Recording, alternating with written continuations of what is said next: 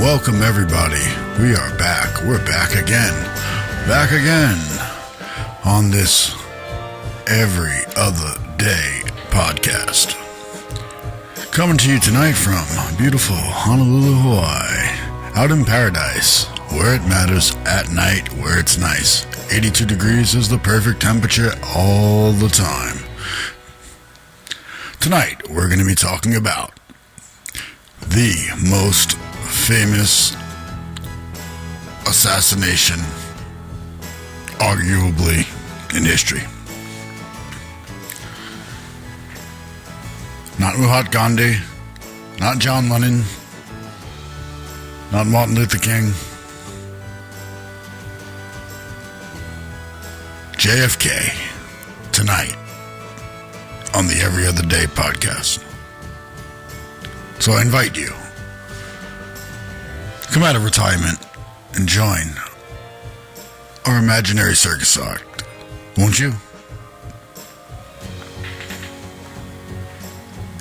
Here is a bulletin from CBS News. In Dallas, Texas, 3 shots were fired at President Kennedy's motorcade in downtown Dallas.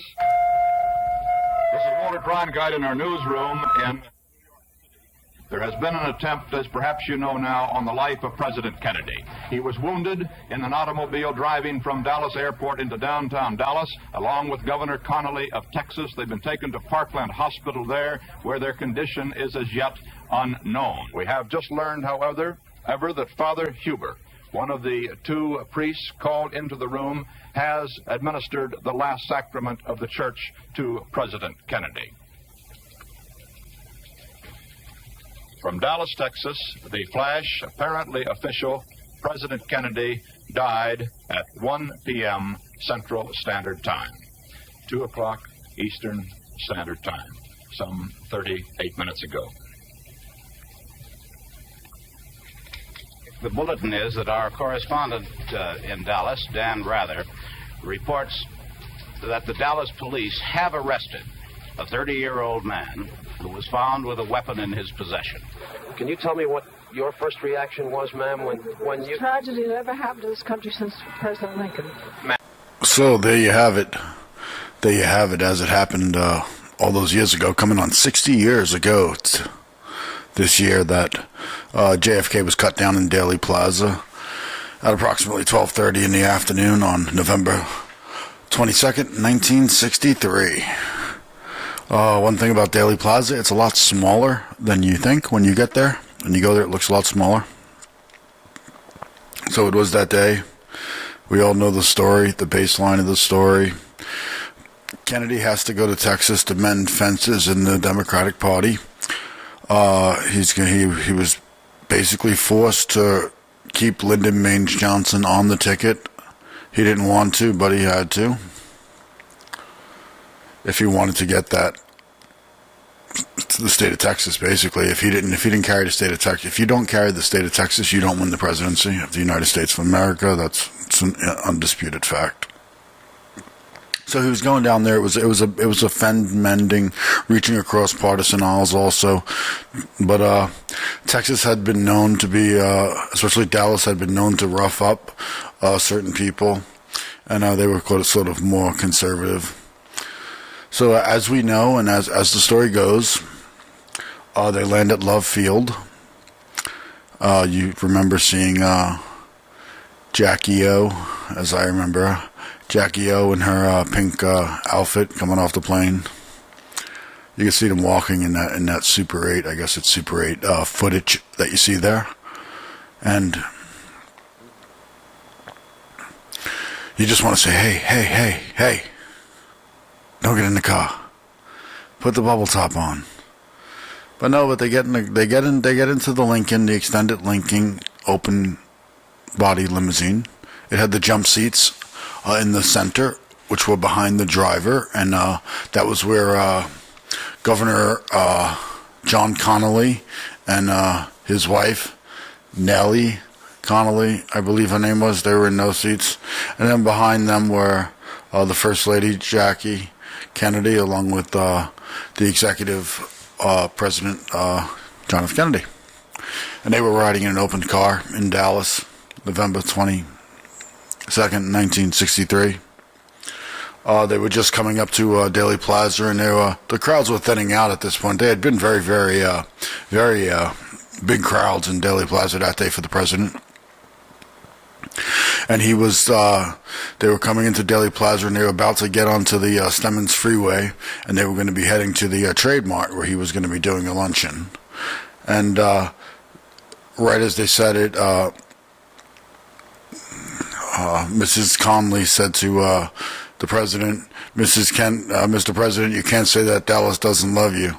And he said, I agree, but I don't know if that's true. But that was the last words that were ever said to him.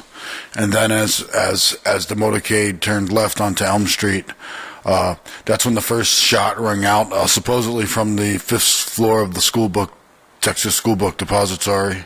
There is debate to that. Some people say it came from other places. We'll get into that a little bit later, but there is debate. But the way that the story is recorded, that Lee Harvey Oswald, being a lone assassin, shot the president from the 5th floor of the Texas School Book Depository, acting alone,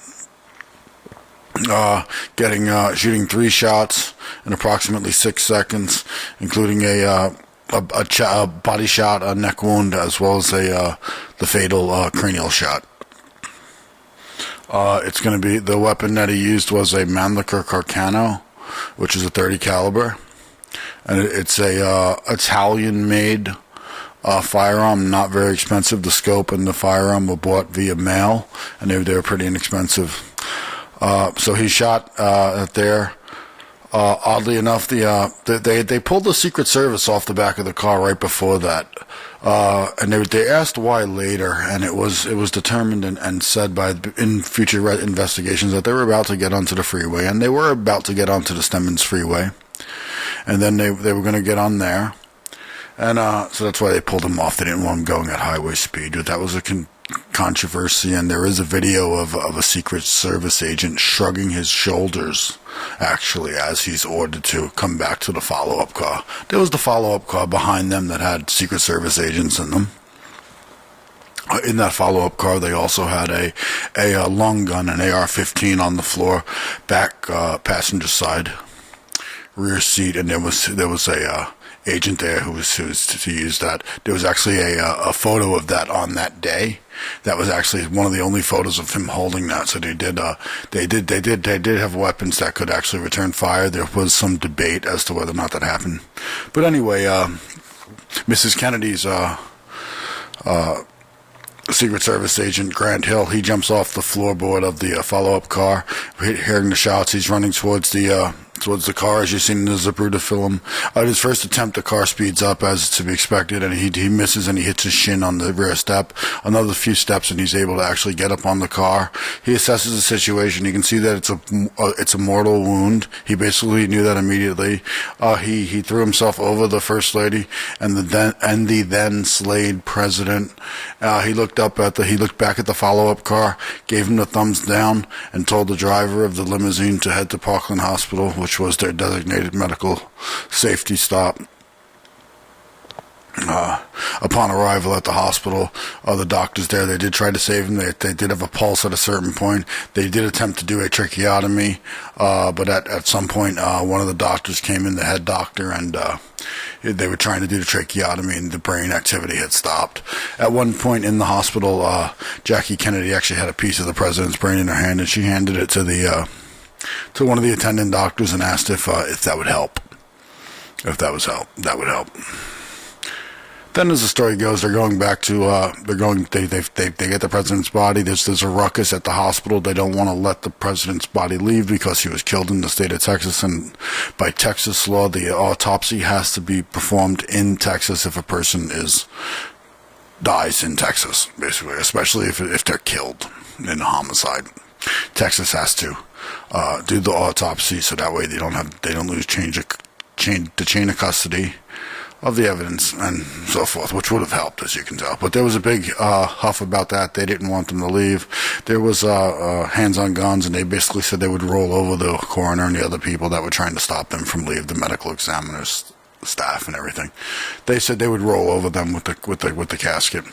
They get back to the plane. They're trying to load them on, but the casket won't fit. They have to cut their handles off. It's a big rigmarole, as my mother would say, that doesn't fit. And you can see the famous footage of them carrying the casket up the stairs, and it looked okay. But they get them on the plane and everything. And then basically the Kennedys are having like an Irish wake, basically, and they're all drinking. And I remember there's a story of this Grant Hill giving Jackie Onassis a scotch. She said she didn't drink scotch, but it would be a good date to start. So she turns around and she's drinking scotch and everything. And but I got a little bit ahead of myself. First, there was the swearing-in ceremony where LBJ, Lyndon Baines Johnson, actually lied and said that Bobby Kennedy, the then Attorney General under his brother John Kennedy, said that he wanted him to take the oath of office in the plane in Texas. There, he didn't actually say that. And then he turns around and takes the oath of office, and they had to use a dictaphone. I believe they got it from the cockpit or somebody, I forget who had it, but somebody had a dictaphone, and that's what they recorded it on. And in the photos, you could see him, Lyndon LBJ, taking the oath of office of the President of the United States with Mrs. Kennedy, the bereaved widow of the slain president, with blood on her designer attire. For the world to see. They asked her if she wanted to change her outfit with the blood, and she said no. I want them to see what they've done to him. And then they go back to Washington. Allegedly, they have the autopsy at Bethesda Naval Hospital, but it was supposedly again another debacle of everything, with so many people in the autopsy room that people didn't know who was coming and going, and people saying, cut this, take this, don't take that picture, don't do that. So who knew what was going on there? And then they have the funeral 3 days later. You see John Jr. Saluting the coffin. It's a very iconic picture, very sad. Flags, black and white.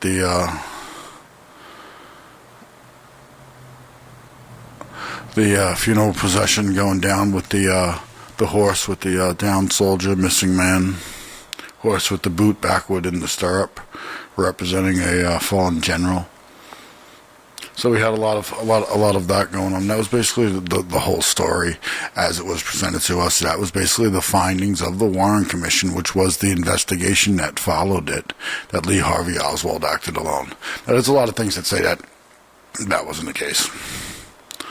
But we're going to get into it, and we're going to see where we go with this and from here. Well, JFK, he was the 35th president of the United States, and he was assassinated, obviously, in Texas in 1963.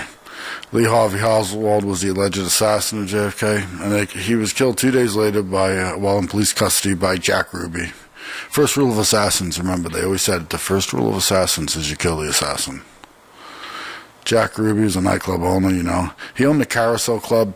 Cops frequented there. They said he was associated possibly with Lee Harvey Oswald, but they weren't too sure about that.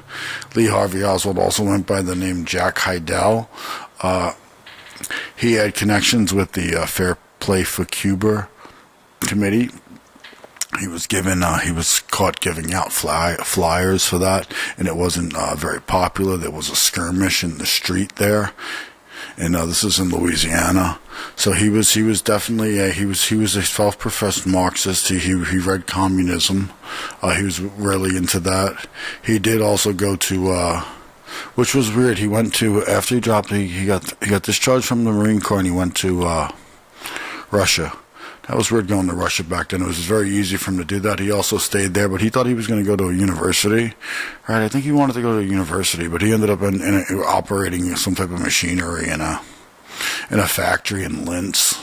He did get a bride, Marina Oswald. She ended up marrying him, and then they came back, and he thought that there would be like all press at the airport, and he First, you have to ask, how did he get back in? How was it so easy for him to travel? That was weird. That goes into some of the CIA connections that you're going to see later on coming up. That, in fact, that he might have very well worked for the CIA and probably did because of his ability to permeate so easily through the border, a Cold War border.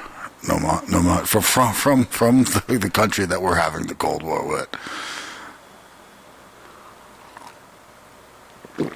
Here we are, we're threatening to kill each other with nuclear wars, the Cuban Missile Crisis, and he's able to travel back and forth like that. But anyway, so he was probably involved with the CIA.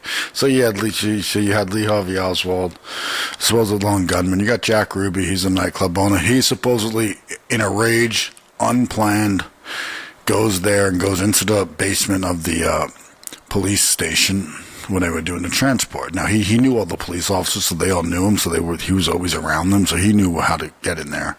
And he shot him, and there's the famous picture that they show of him getting shot and playing, he screamed, he gets shot in the abdomen. He's probably dead within 3-4 minutes. You know, he's on I can see him on the stretcher, unresponsive. You know, but what was interesting was what he said when he was in custody.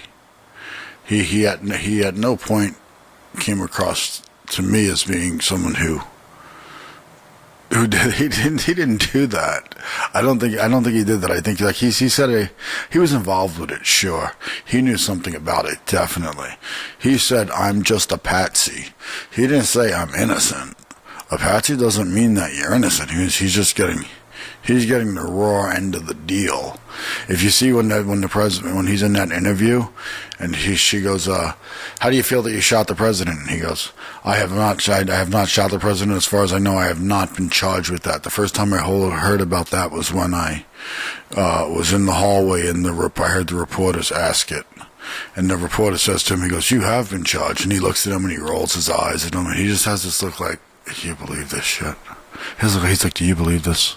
Do you believe what's going on?" He had to look like, "I know what this is." He had to look like, "I know what this is. I know exactly what this is." I think he was probably involved with it. Possibly, maybe unbeknownst to him, he was probably a CIA asset. He was going to Moscow. He's probably a spy.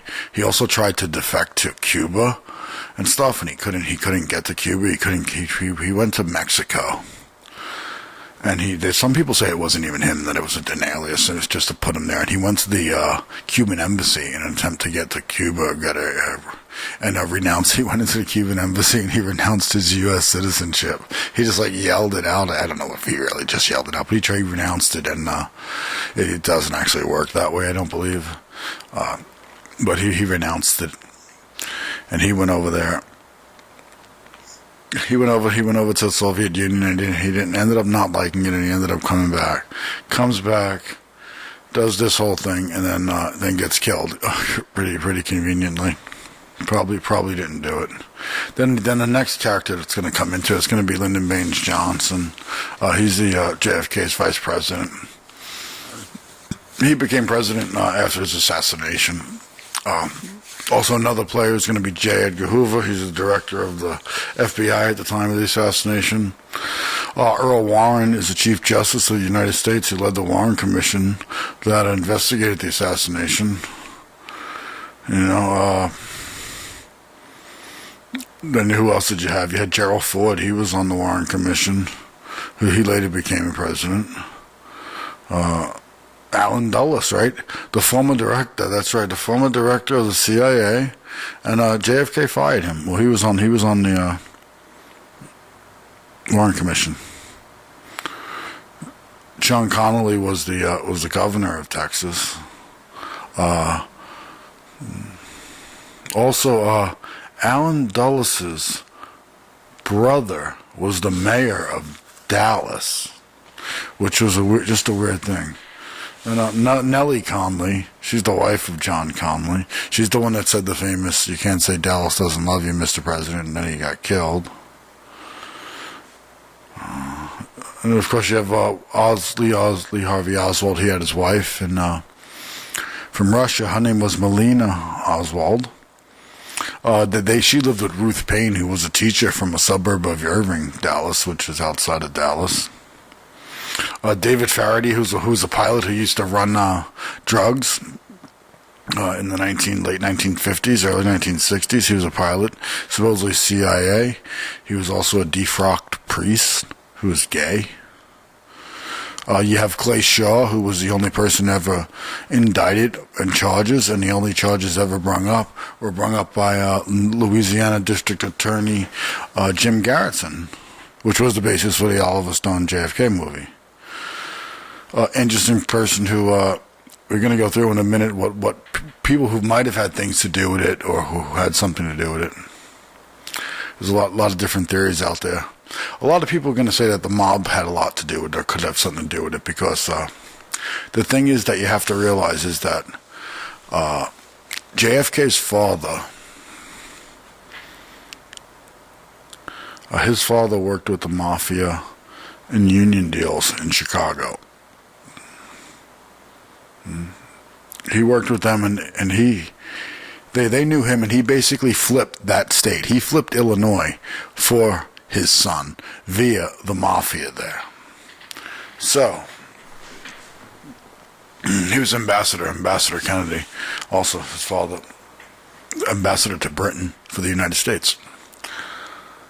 But he had connections there with the unions, and he turned around and he flipped the election for him. And then what do? When the Kennedys get in there, they actually have this grandiose, egotistical idea that they're actually going to be able to make a change to something and just get in there and change stuff and run stuff from the top. It's not like a business. You can't do it like that. And we were about to figure that out, obviously.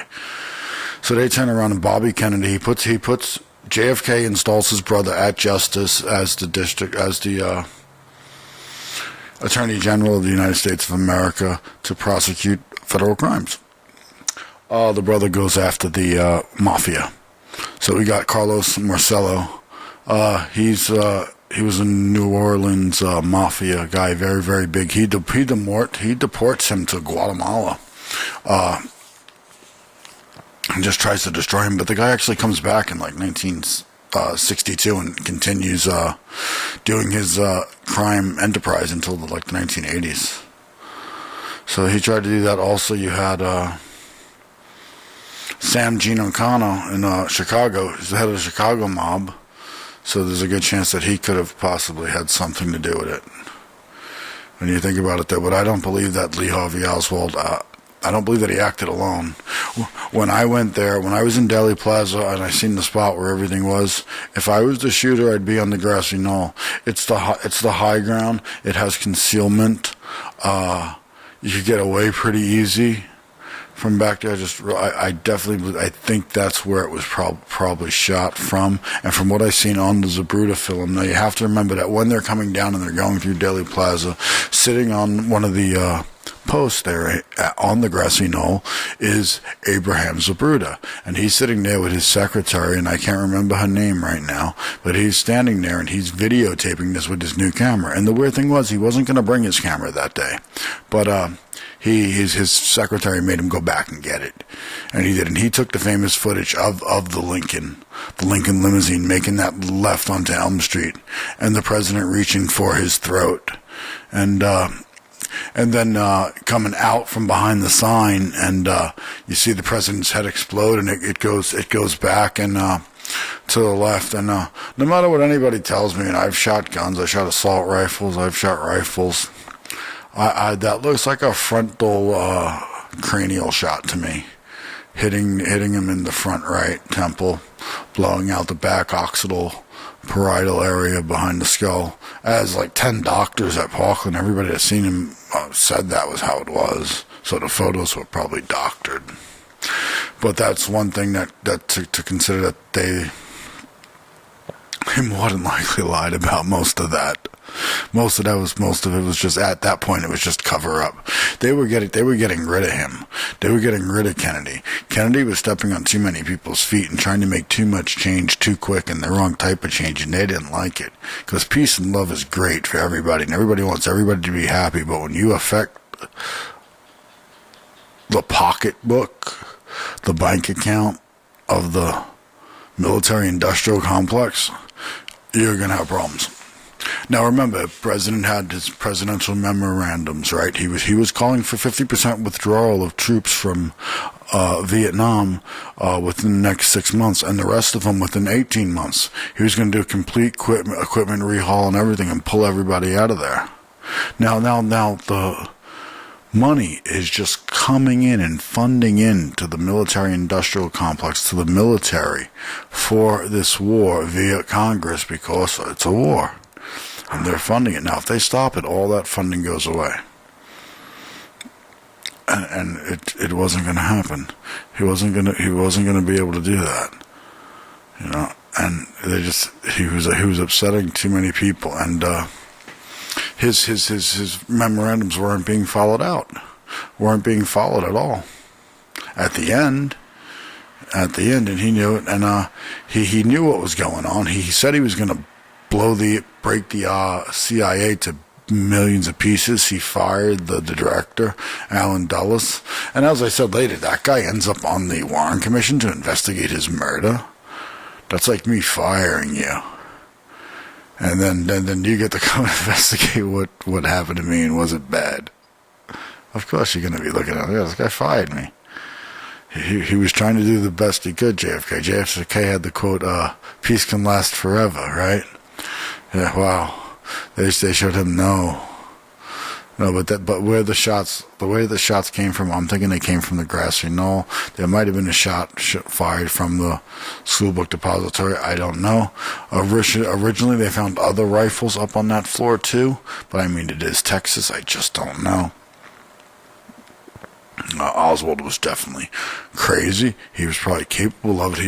They also said that he tried to shoot a General Walker, a year earlier. But the weird thing was, General Walker was conservative. So he's a conservative general. Why shouldn't they shoot the liberal, then the general? The president is very liberal.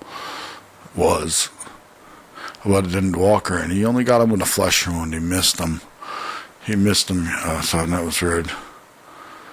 It was just a strange thing. And then as he's leaving after the assassination, he's seen on the second floor of the school book depository, and he's in the lunchroom like a minute later, and he's drinking a Coke. And the police are like getting ready to go up to him. The lady's like, oh no, he works here. He had just gotten the job very recently. He was trying to make ends meet to give his son, Junu, some, give him basic necessities. And this wasn't working out for him. He wasn't that good at it. And he was obviously delusional, psychopathic, definitely. But he leaves the school book depository. He just waltzes out. He walks away, and he goes up the block a little bit, and he goes into a movie theater illegally. Someone sees him and calls the cops. But on the way there, he runs into another police officer, Officer J.D. Tibbet, and he shoots him. He shot him with a revolver. Then he allegedly unloaded the empty shells out of the revolver. Have you ever seen a revolver? You have to pull the chamber out, and you have to drop the shells physically and put the other 6 back in there. It's not like a semi-automatic pistol. So he turns around and he drops his shells there. It's just weird. He kills J.D. Tibbet, and then he goes to the Texas Theater. And the cops come in there, and they punch him. He pulls a rifle. He doesn't shoot anybody, and he gets arrested. He goes into custody. You have the 5 or 6 interviews that are done in the hallway at the police station, where he talks about being a patsy, asking what happens to his eye. He says a police officer hit me. He talks about that. He asks for people to come forward to give him legal representation. He also said that he has not been offered any legal representation, and he said that he was denied the hygienic rights of a shower while he was in police custody. So then we're coming up on the 3rd day. It's Sunday in the morning, and they're going to transfer him down to the basement, and they're bringing him out, and he's tied to the sheriff there, and then that's where Jack Ruby comes out in there and shoots him. He goes, he shot him, and he does that. Bang! He shoots him in the basement of that. And then there you go. There's no trial. You're not going to find out what's going on because there's no trial anymore. It's just up to the government to tell you what's going on. The Warren Commission. Now, the Warren Commission was named after James Warren, who was he? He was the Supreme Court Justice, the Supreme Court Justice. So he was going to put the seal of approval on it. It was going to look good, with his name on it, because he was so in it. He had such a clout of being responsible, so he was going to do that. Now we'll get into some other things that might have come up with this conspiracy theories about the JFK assassination here on the Everyday Podcast. The Everyday Podcast. You can find our link to our Patreon in the description below. If you find this information useful, we appreciate you. Like, comment, subscribe, smash the like button. Tell the like button that you're not going to like it if you don't like the like button. I don't have any good jokes for that, but hey, you got to like, comment, and subscribe, and you can follow us on Twitter at John and Malia Lambertson. Yeah, so you're getting back to the different stuff that might have happened. What might have happened there with him? It was definitely planned. It was planned in Dallas, but there were other ideas that they were planning to do one in Miami. They wanted to try to get him in Miami, and the Secret Service found out about it, and they canceled the motorcade. There's some evidence. There's stuff you don't hear all the time, Supposedly Miami and Chicago were the two others, and they chose Dallas because it was just easier. I guess it was. He got a headshot. I mean, to not realize that, they said that when he came in there, he goes, we have to watch it, we're coming into nut country. I believe that's what they said. John F. Kennedy said to Jack Yarborough, who was in the third or fourth car back in the motorcade. He said, you have to watch it, we're going into nut country.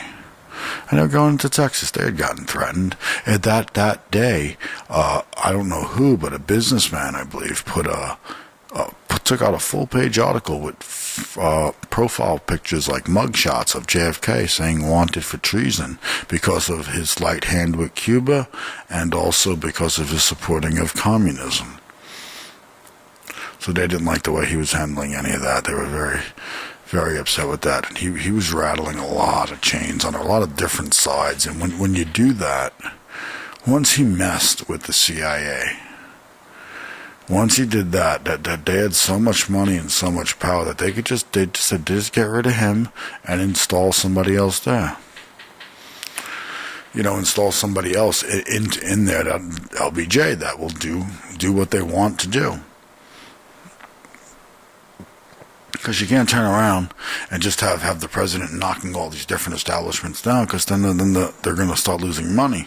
And they're like a big giant monster money machine, the military-industrial complex. They're just buying submarines and they're building planes, and they're just this huge, unaccounted for corporation, basically, that has an open check. A blank check, rather, to write anything that they want. And who's going to take that away? So if you could write checks with a stamp, if you could be a big giant government and go through that, would you let somebody take it away? You probably wouldn't. You probably wouldn't.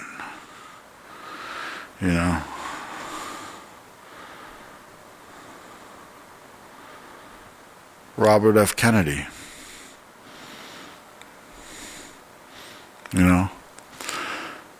Robert F. Kennedy, he would have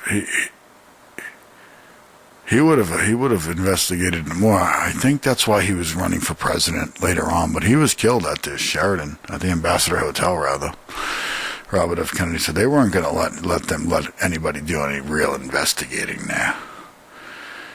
Because you have that whole thing with Oswald, his military background, his CIA connections, supposedly. What gets me is if you look at the video where he rolls his eyes, and also how he was able to, no one ever explains to me how he was able to travel that easily to the Soviet Union back then. How easy was it to go to Russia in 1962? I don't know. Considering it's the Cold War, I'm thinking it has to be kind of difficult. Probably very difficult to get to that point. So they wanted him dead. He was stepping on too many toes. That's what it was. So who killed him? Like they said, like who killed JFK? It was you. It was me. It was all of us. Who killed all these great people? We did, because they were trying to make the place better. No, we don't want that. We don't want that. Now, he was just basically, if he would have let the military-industrial complex do what they want, and if he would have let them stay in Vietnam, he'd still be alive. He'd still be alive, but he was going to cost them trillions of dollars. That's what it came down. You can look at Colonel Fletcher Prouty. What he said, he claimed to have inside knowledge of all of this. You know? He said that he had inside knowledge of everything, and that some of the things that were going on were actually just money grabs, and they didn't want to stop grabbing the money. He was a former Air Force officer, you know? And he said that he was in South America on an assignment, and they had already had the entire profile for Oswald out like an hour later. By the time change, they just wouldn't have had enough time to do all that. They just wouldn't have had it. It wouldn't have been enough time to build all that up. I don't know.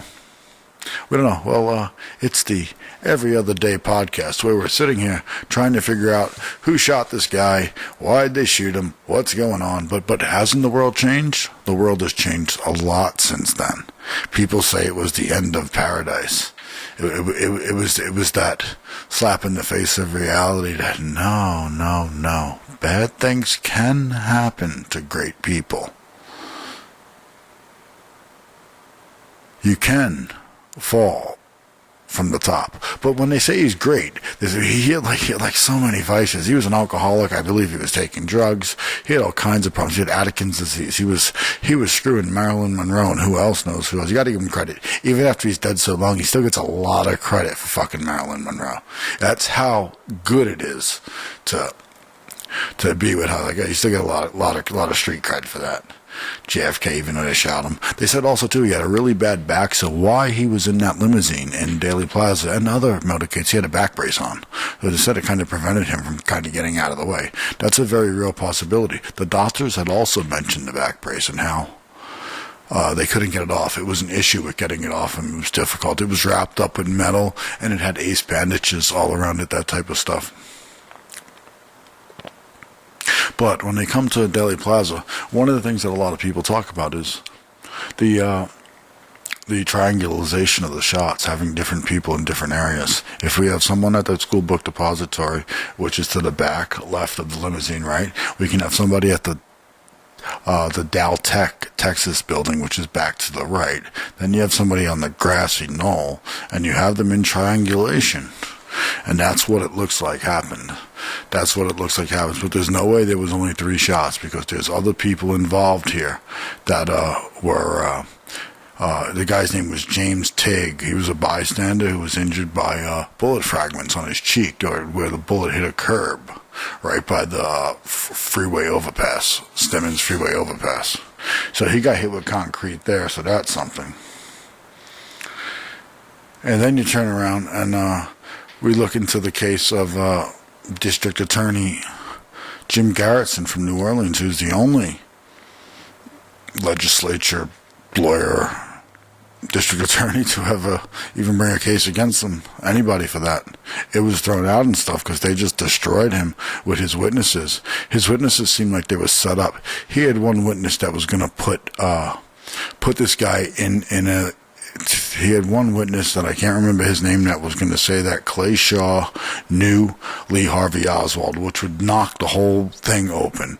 And he had evidence to this. And when he put this guy on the stand, the defense attorney for Clay Shaw asked him what he did with his daughter when she came back from a trip to California. And he said, the first thing that I did was I took her fingerprints to make sure she wasn't cloned. So, by saying something crazy like that, he was completely discredited, looked as being foolish, and that's it. No one's going to convict on that. He was found not guilty, Clay Shaw, and that was it.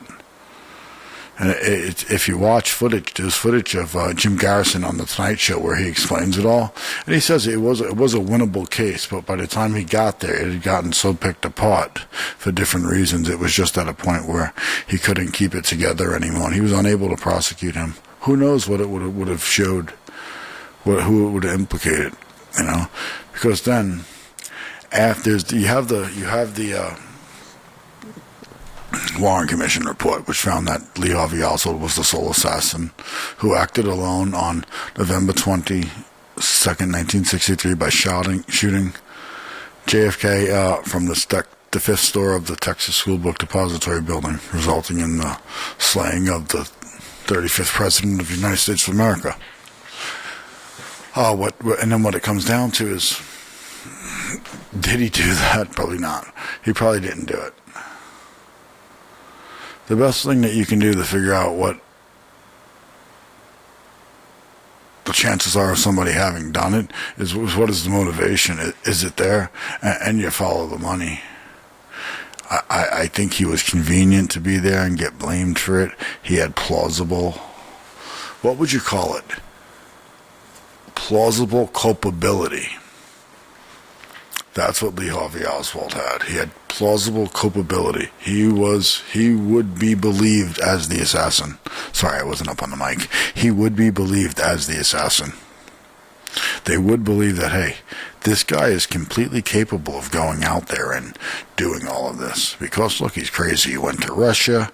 He went over there. He's causing problems in the street, fighting in New Orleans in front of the CIA and government buildings there. He's in the Cuban consulate in in Mexico, right? And then he goes to in Russia. They don't want to let him stay there, and he tries to kill himself, and they actually let him stay when he was over there. So this is just something that we have to look into further. What was going on with it? They've released a lot of documents, a whole lot of documents, but I don't think they'll ever actually tell you. But even after the Warren Commission was said and done, in the 1970s, you had the House Select Rules Committee on Assassinations, and they, after their investigation, said that it was more than likely a conspiracy. A conspiracy meaning more than one person was involved, and you would think it would almost have to be that way. It would have to be more than one person in order to come up with that. Come on. Are you kidding me? There is no way.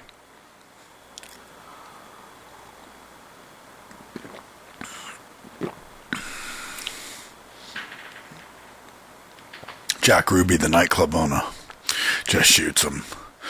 Jack Ruby was involved with the mafia, right? Okay, so you have Marcello in Louisiana, New Orleans, Louisiana, who presses him and says, hey, okay, you owe us money from gambling, you owe us this, you're going to go there and you're going to kill this guy or else. Then Jack Ruby goes to jail. He offered, the DAs came and they talked to him and he said, you have to take me out of here and you have to protect me and I'll give you everything you need. But they wouldn't take him. They couldn't take him out of jail, and he died there in jail of a rapid cancer, which was weird. So you don't get any answers and you don't really get any closure. And he told us just that's when like innocents died. Like, yeah, if they could do that to him.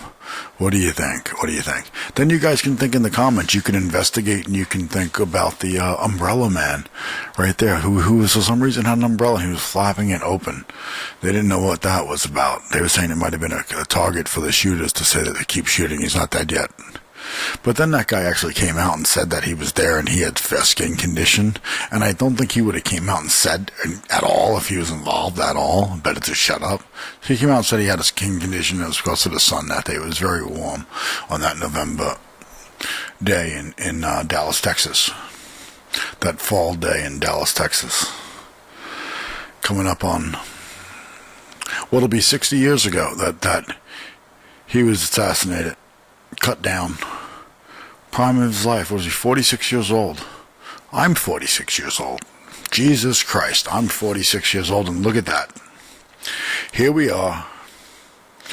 I'm this guy here, but not doing as nearly, at least I'm not about to get assassinated. I hope I'm not about to get assassinated. But they all came out. They came out there to get this guy. The CIA, the mafia.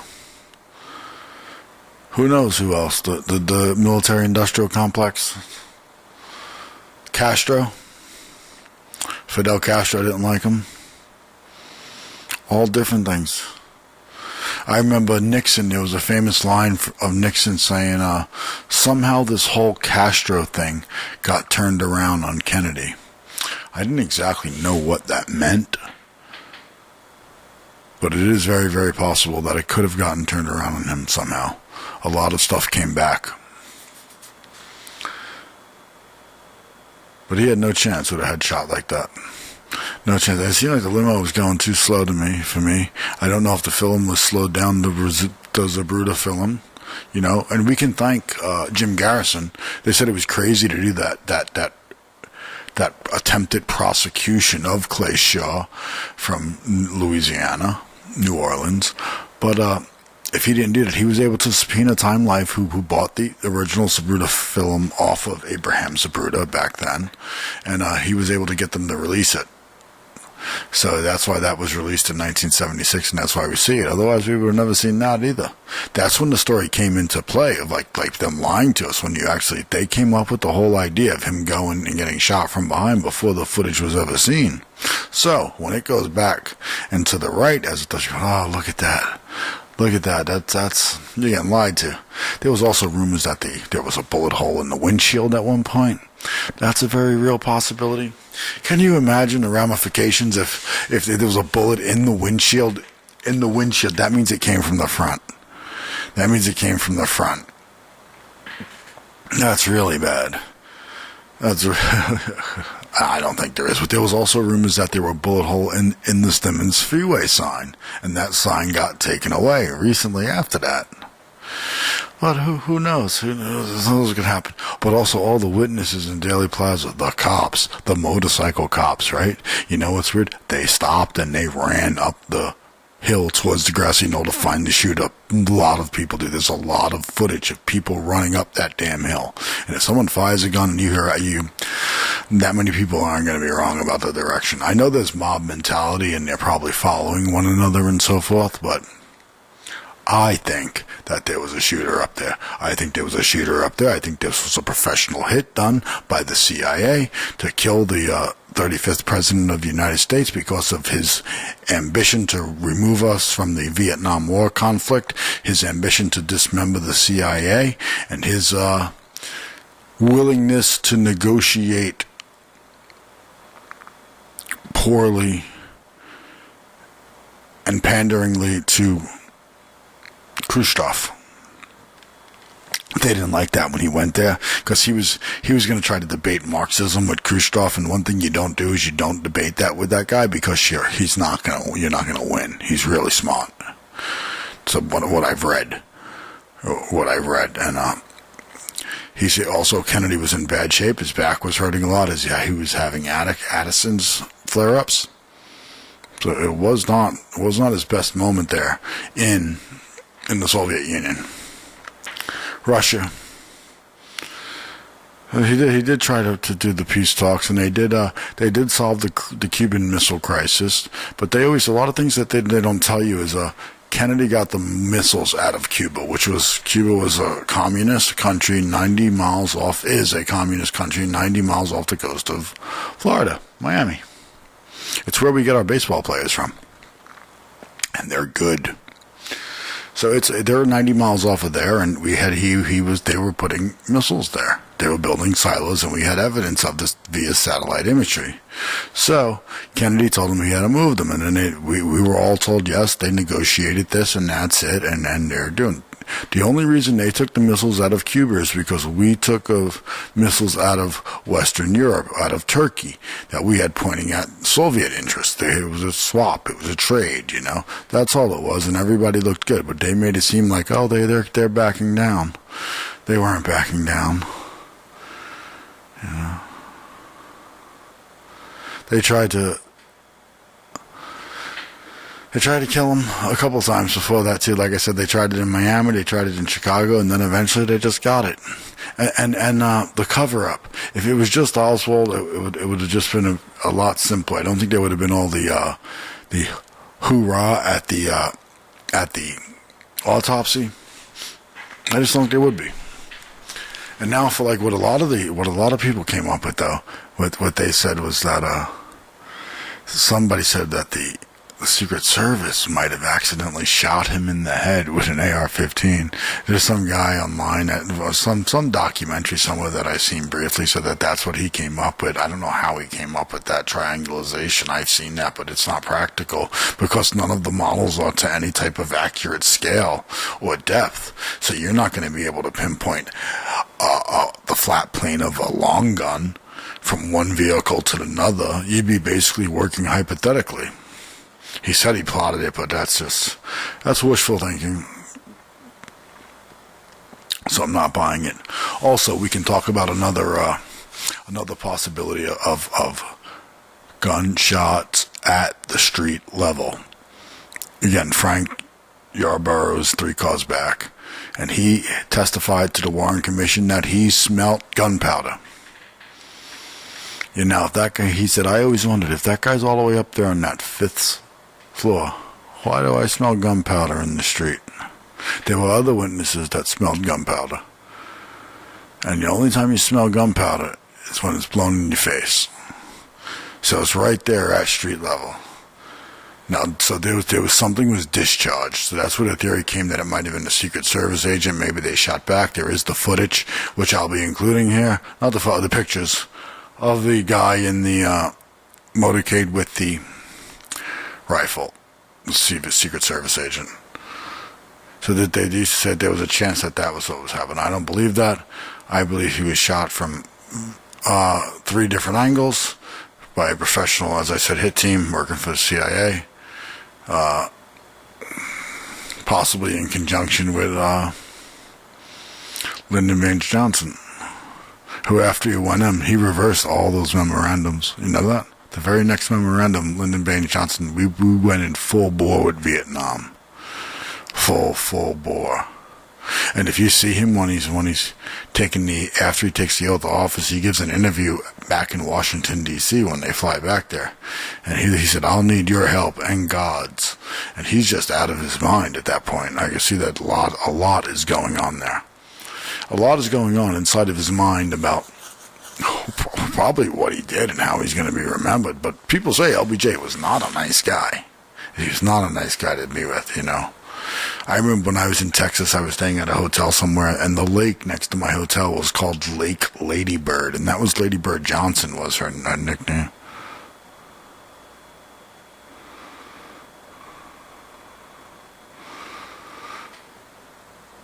It was just one of those things that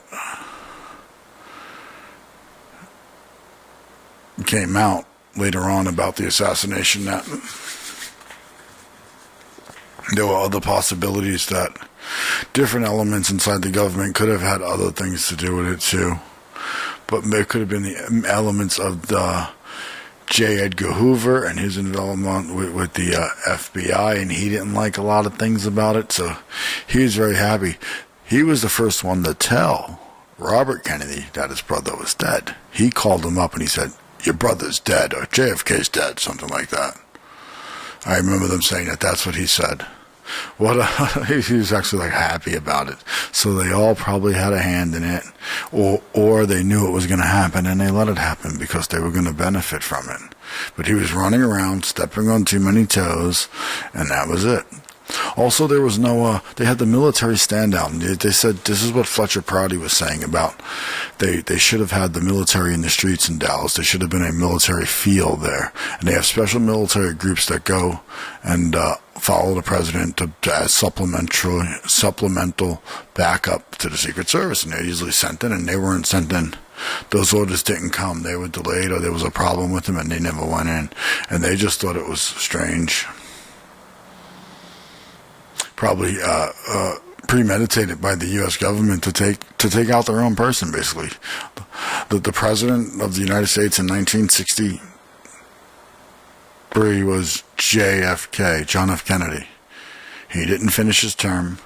He was killed by fractions inside the U.S. government for reasons that may never be totally known, but his inability to play ball with the powers that be meant that they were going to have to roll him. And that's pretty much the story of John F. Kennedy, his assassination.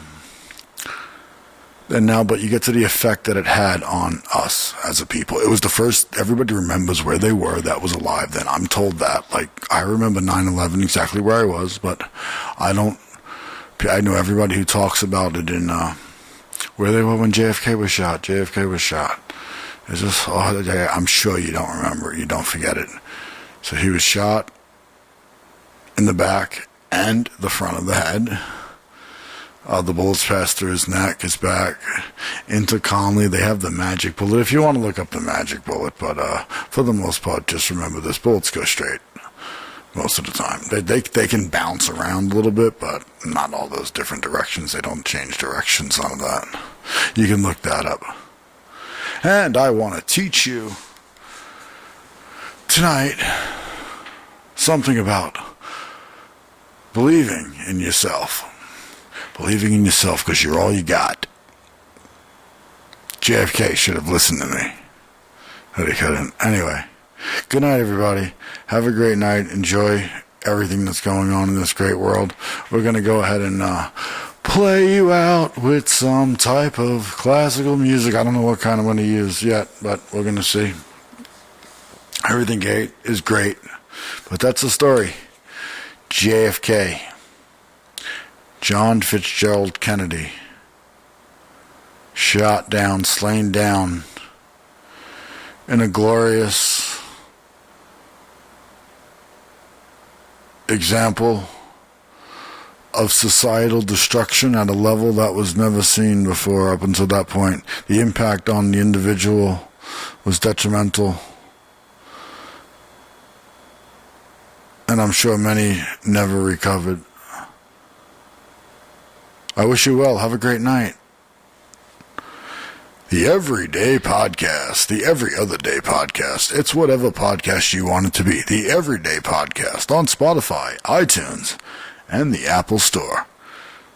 Follow us on Twitter at Malia and John Lambertson. Remember, it's not okay. It's not okay. No, I'm only kidding. It's okay. It's okay. It's going to be okay. Everybody's going to have a great time, and it's going to be fun. It's going to be fun. So I thank you tonight for coming out of retirement. I thank you very much for joining our imaginary circus act here, and you're all going to love each other. Take care, and if you're out there and you know me, take care. Everybody.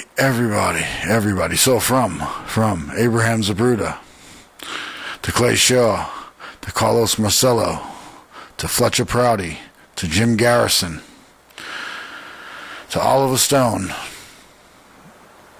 to Jackie Onassis Kennedy,